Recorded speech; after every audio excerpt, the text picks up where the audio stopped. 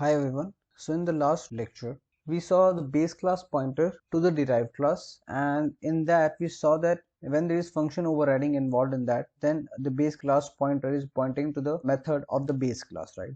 So this is the default behavior.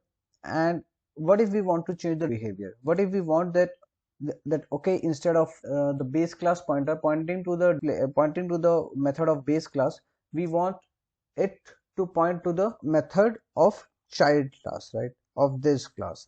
So how can we do that?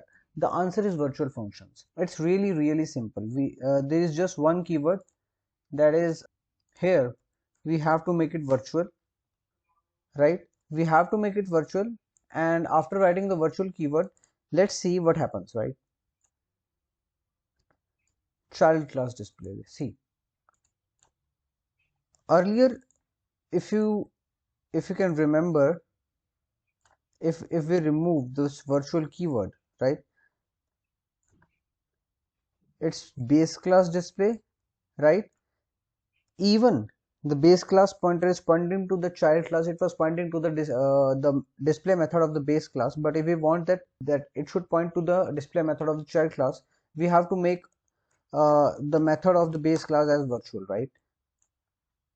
See, so this is basically the virtual functions, right? So that so that we can control this behavior.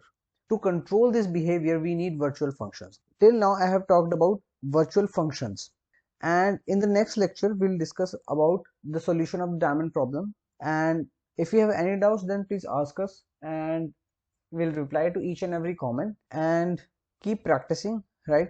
Programming is all about practice, so keep learning and keep going. Thank you.